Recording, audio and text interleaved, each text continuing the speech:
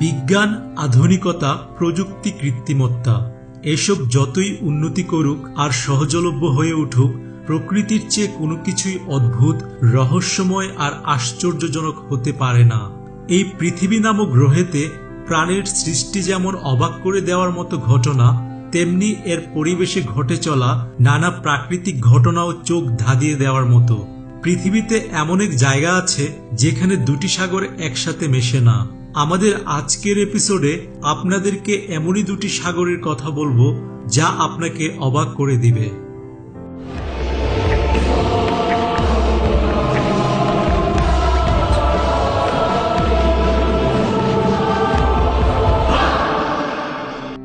তেলে জলে মিশ খায় না, সেটা তো শুনেছিলেন। কখনো কি শুনেছেন জলে জলে মিশ খায় না? যদি জানা না থাকে তাহলে জেনে রাখুন, এটাও সম্ভব। আর তার নিজের চোখে প্রত্যক্ষ করেছেন বহু প্রকৃতিপ্রেমী মানুষ। মৃত সাগর বা ডেড সির নাম তো শুনেছেন। সেখানে লবণের ভাগ এতই বেশি যে কোনো সামুদ্রিক প্রাণীও সেখানে নেই। কোনো কিছু জলের তলায় ডুবে না সেখানে। পৃথিবীর বাকি সমুদ্রের জলের তুলনায় ডেড সির জল ৮ গুণ বেশি লবণাক্ত আর খনিজ পদার্থে ভরা। ডেড সির মতো আমাদেরকে আশ্চর্য করে দেয় আলাস্কা উপসাগরীয় অঞ্চল। আপনি জেনে অবাক হবেন, এই দুটি সমুদ্র একে অপরের সাথে মিলিত হলেও এদের জল একে অপরের সাথে কখনই মিলিত হয় না। প্রকৃতির এই আশ্চর্য দৃশ্যটি একমাত্র আলাস্কাতে দেখতে পাওয়া যায়। সেখানে আপনি দুটি বিশাল সমুদ্রকে একে অপরের সাথে মিলিত হতে দেখতে পাবেন। সবচেয়ে রোমাঞ্চকর ব্যাপারটি হলো, এই দুটি সমুদ্রের জলের রং আলাদা হওয়া সত্ত্বেও যখন এই দুটি সমুদ্রের জল একে অপরের সাথে মিলিত হয় তখন এই রং একে অপরের সাথে মিশে যায় না, বরং তারা নিজস্ব রং বজায় রাখে। গ্লেসিয়ারের বরফ গলা জল যখন সমুদ্র এসে মেশে তখন তার রং হালকা নীল দেখা যায় এবং অন্য সমুদ্রের জলের রং গাঢ় নীল হয়ে থাকে।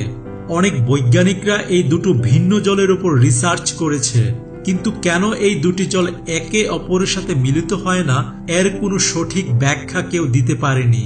অনেক মানুষ এর পেছনে ধর্মীয় কারণ জুড়ে আছে বলে ব্যাখ্যা করেছেন। আবার কিছু বৈজ্ঞানিকরা মনে করেন এর আসল কারণটি হলো মিষ্টি জল এবং লবণাক্ত জলের আলাদা ঘনত্ব।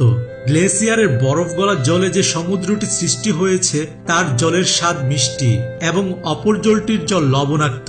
তাই এই দুটি সমুদ্রের জলের ঘনত্ব আলাদা হওয়ার কারণে এরা একে অপরের সাথে খুব আড়াআড়ি মিশতে পারে না।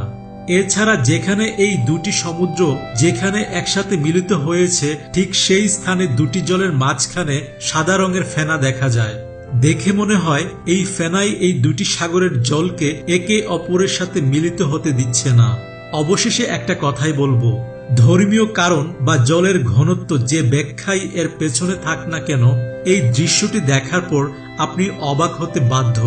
তো বন্ধুরা, এই উপসাগরটিকে নিয়ে আপনার কি মতামত তা আমাদেরকে কমেন্ট বক্সে কমেন্ট করে জানাবেন এবং অবশ্যই আমাদের চ্যানেলটি সাবস্ক্রাইব করে পাশের বেল আইকনটি প্রেস করে দিবেন। তো সবাই ভালো থাকবেন। Thanks for watching.